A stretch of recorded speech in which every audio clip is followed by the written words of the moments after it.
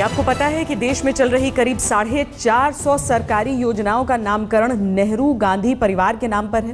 हालांकि अब मोदी सरकार एक एक करके लग रहा है जैसे सरकारी योजनाओं को नेहरू गांधी परिवार के नाम से मुक्ति दिलवाने में जुटी है। अपनी इसी स्कीम के तहत आज केंद्र सरकार ने राजीव गांधी खेल योजना का नाम और पहचान बदल दी है। केंद्र सरकार ने राजीव गांधी खेल अभियान योजना को बंद करने का फैसला किया है। राजीव गांधी खेल अभियान को अब केंद्र सरकार की योजना खेलो इंडिया में मिला दिया गया। राजीव गांधी खेल अभियान को फरवरी 2014 में तत्कालीन यूपीए सरकार ने लॉन्च किया था। इसके अलावा यूपीए सरकार द्वारा लॉन्च की गई 2 और योजनाओं अर्बन स्पोर्ट्स इंफ्रास्ट्रक्चर स्कीम और national sports talent search scheme को भी खेलो इंडिया में शामिल कर लिया गया है। ये पहली बार नहीं है जब मोदी सरकार ने नेहरू गांधी परिवार के नाम पर चल रही किसी सरकारी योजना का नाम बदला हो या उसे खत्म ही कर दिया हो। इनके बारे में हम आपको आगे बताएंगे। हम आपको विस्तार से ये भी बताएंगे कि देश में कितनी और किस किस सरकारी योजना के नाम गांधी नेहरू परिवार के नाम पर हैं। लेकिन पहले ये देखना दिलचस्प होगा कि राजीव गांधी खेल अभियान को बंद करके खेलो इंडिया में शामिल करने पर कैसे राजनीति के मैदान में खेल शुरू हो गया है।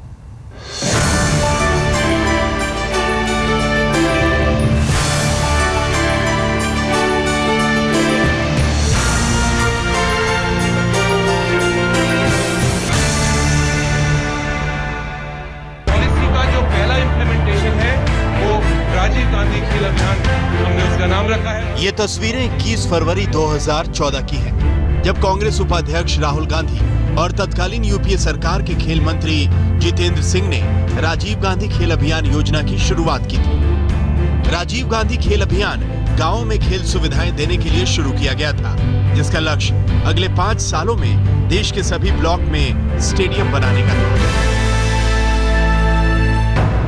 लेकिन मई 2014 में सरकार बदली तो राजीव गांधी खेल अभियान की रफ्तार भी सुस्त पड़ गई और अब इसकी शुरुआत के 2 साल और 2 महीने बीतने के बाद राजीव गांधी खेल अभियान बंद हो गया है। केंद्र सरकार का कहना है कि राजीव गांधी खेल अभियान से देश में प्रतिस्पर्धा का माहौल नहीं बन पा रहा था, इसीलिए राजीव गांधी खेल योजना को अब खेलो इंडिया स्कीम में शामिल कर लिया गया है।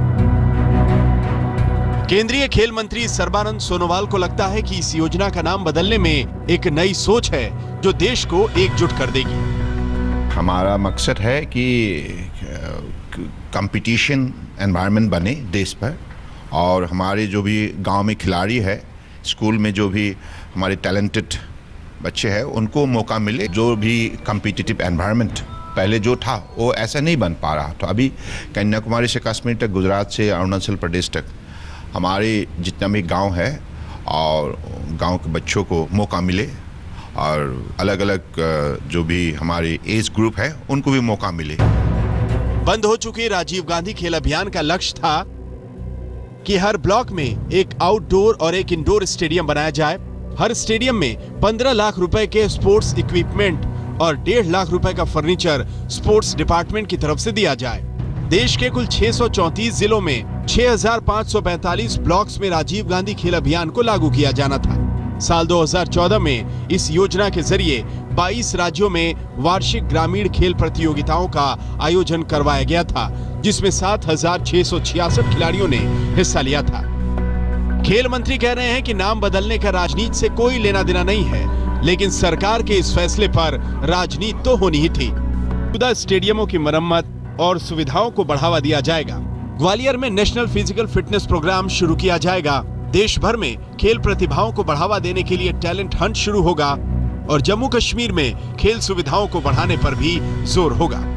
और अब राजीव गांधी खेल अभियान के लक्ष्य भी खेलो इंडिया स्कीम का हिस्सा होंगे, लेकिन इससे खेल और खिलाड़ियों का कितना भला होगा ये तो वक्त ही बताएगा। मोदी सरकार में योजनाओं के नाम बदलने का अभियान का प्रेरणा स्रोत प्रधानमंत्री नरेंद्र मोदी का कांग्रेस मुक्त भारत बनाने का सपना है। लेकिन मोदी सरकार के मंत्रियों को यह बात समझनी होगी कि सपना साकार नाम बदलने से नहीं बल्कि काम करने से होगा। कैमरामैन संजीव कुमार के साथ हिमांशु मिश्रा, दिल्ली, आज तक। तो क्या वाकई मोदी सरकार नेहरू गांधी परिवार को टारगेट कर रही है? ये हम बताएं आपको, उससे पहले आपको बताते हैं कि मोदी सरकार में किन किन सरकारी योजनाओं का नाम बदला जा चुका है। राजीव गांधी पंचायत सशक्तिकरण योजना का नाम बदलकर पंचायत सशक्तिकरण अभियान कर दिया गया। Rajiv Gandhi national fellowship for students with disabilities से भी राजीव गांधी का नाम डिलीट कर दिया गया।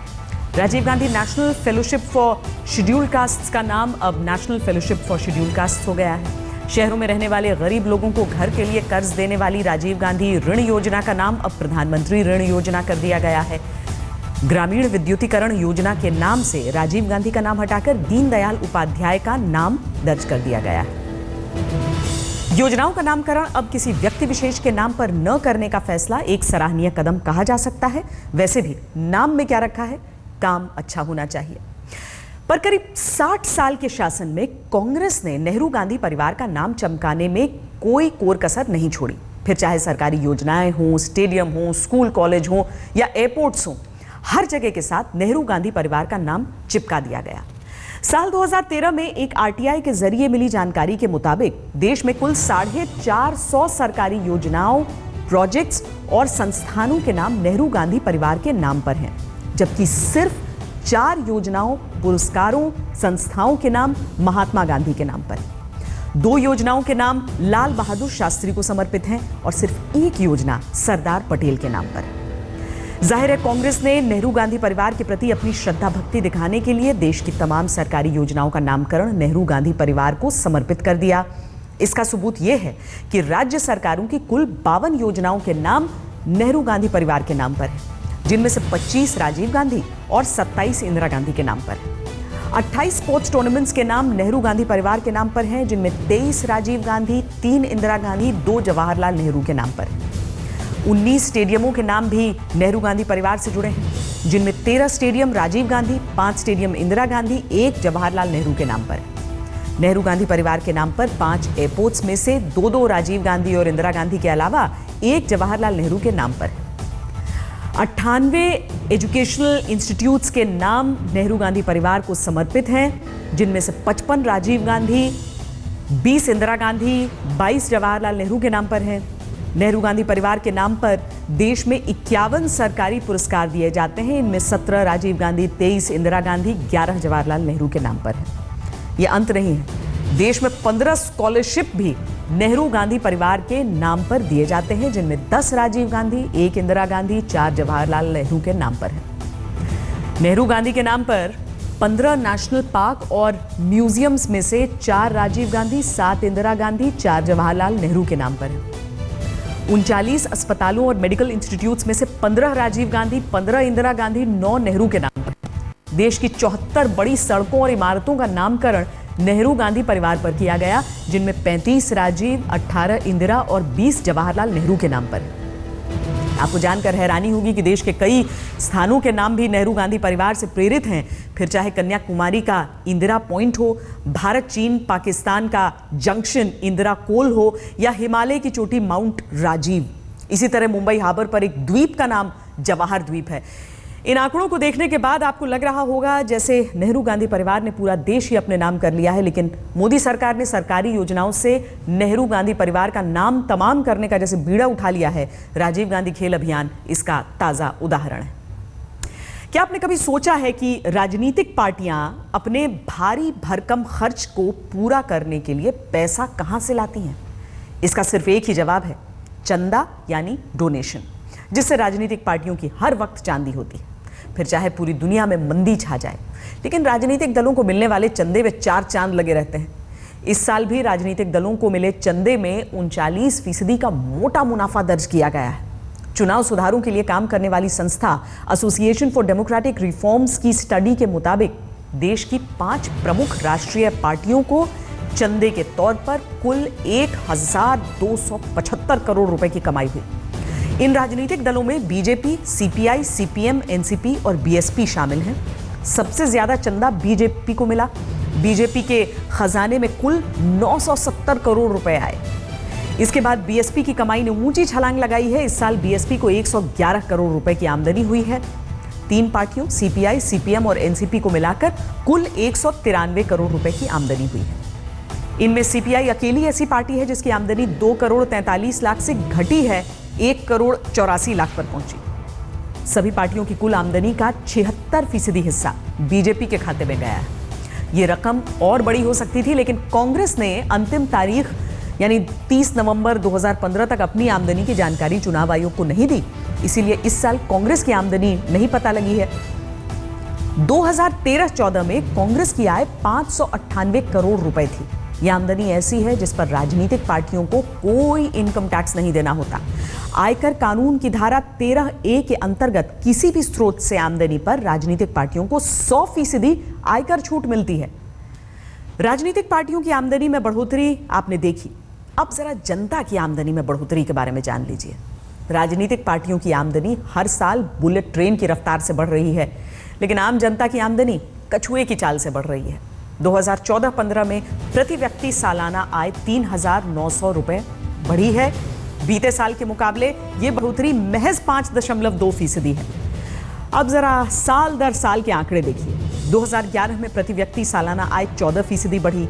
2012 में इस आंकड़े में 9.7% का उछाल आया। 2013-14 में प्रति व्यक्ति सालाना आय 9.6% रही। लेकिन हम आपको अब जो बताने जा रहे हैं उसे गौर से सुनिए। मान लीजिए कि आपको कहीं से 50 लाख रुपए मिले और इनकम टैक्स रिटर्न में आपने ये नहीं बताया कि आपको ये पैसे किसने दिए, तो आप जेल जा सकते हैं। लेकिन राजनीतिक पार्टियों के साथ ऐसा नहीं होता है। देश की 5 राष्ट्रीय पार्टियों के पास सैकड़ों करोड़ रुपए की रकम में 54% दानदाताओं का कोई नाम पता नहीं है। यानी 685 करोड़ रुपए 5 राजनीतिक पार्टियों को किसने दिए, इसका कोई ब्यौरा नहीं। हर पार्टी के लिहाज से देखें तो बीजेपी को 872 करोड़ रुपए अज्ञात स्रोत से मिले, बीएसपी को 92.8 करोड़ रुपए, सीपीएम को 59 करोड़ रुपए, एनसीपी को 38 करोड़ रुपए और सीपीआई को 72 लाख रुपए किसने दिए कोई नहीं जानता। राजनीतिक दलों की कमाई का यह खुलासा एसोसिएशन ऑफ डेमोक्रेटिक रिफॉर्म्स की स्टडी में हुआ है। सब जानते हैं कि राजनीतिक पार्टियों को सबसे ज्यादा चंदा कहां से मिलता है। आयकर कानून की धारा 13A के तहत ही पार्टियां सालाना आमदनी इनकम टैक्स डिपार्टमेंट को बतानी होती है। नियम है कि अगर कोई दानदाता किसी पार्टी को 20,000 रुपए से ज्यादा का चंदा देता है तो उसका नाम बताना जरूरी है। लेकिन पार्टियां ज्यादातर चंदा कूपन के जरिए दिखाती हैं। 5 से 100 रुपए तक ये कूपन राजनीतिक पार्टियां खुद छापती हैं, इसीलिए इन पार्टियों को चंदा देने वालों के नाम पता नहीं लग पाते। राजनीतिक पार्टियों के विदेशों से चंदा लेने पर कानूनी रोक है, लेकिन आम बजट 2015-16 में तो वित्त मंत्री अरुण जेटली ने विदेशों से चंदा लेने का रास्ता भी खोल दिया। फॉरेन कंट्रीब्यूशन रेगुलेशन एक्ट 2010 में बड़ी ही चतुराई से विदेशी कंपनी की परिभाषा बदल दी गई। इसमें कहा गया है कि एफडीआई के मौजूदा नियमों के तहत निवेश करने वाली किसी भी विदेशी कंपनी की सब्सिडियरी फर्म को स्वदेशी माना जाएगा। इस संशोधन को 2010 से ही लागू माना जाएगा। इस बदलाव के पीछे बड़ा कारण है कि कानून से बचने के लिए यह कदम उठाया गया है। बीते 2 साल में कांग्रेस और बीजेपी ने लंदन की कंपनी वेदांता की सब्सिडियरी फर्म से बड़ा चंदा लिया, जो कि एफसीआरए का उल्लंघन है। 28 मार्च 2014 को दिल्ली हाईकोर्ट ने बीजेपी और कांग्रेस को दोषी पाया। हाईकोर्ट ने गृह मंत्रालय और चुनाव आयोग से दोनों पर कार्रवाई करने को कहा, लेकिन अब तक कोई कार्रवाई नहीं हुई। एफसीआरए में संशोधन के बाद कांग्रेस और बीजेपी पर कानून तोड़ने का दोष हट जाएगा। मतलब सीधा है कि अब राजनीतिक पार्टियां विदेशी कंपनियों से भी चंदा ले सकती हैं और पैसे का जोर किसी भी पार्टी की नीतियों पर असर जरूर डालता है। अब हम आपको मोम के मोदी का फर्स्ट लुक दिखाने वाले हैं। प्रधानमंत्री नरेंद्र मोदी के मोम के पुतले बनकर तैयार हो गए हैं। मोदी के 3 पुतले सिंगापुर, हांगकांग और बैंकॉक में लगाए गए हैं। 28 अप्रैल को एक और पुतला लंदन के मैडम टुसॉड म्यूजियम में लगा दिया जाएगा। प्रधानमंत्री नरेंद्र मोदी ने अपने मोम के पुतले के दर्शन तब किए जब उसे लंदन से जाने से पहले दिल्ली लाया गया। और खबरदार में आज के लिए इतना ही। देश और दुनिया की बाकी खबरों के लिए देखते रहिए आज तक। बात दिल्ली के द्वारका इलाके की करेंगे, जहां पर एक लड़का और लड़की ने ट्रेन के आगे कूद कर जान दे दी है और कई घंटों तक दोनों की लाश पटरी पर पड़ी रही और एक के बाद एक वहां से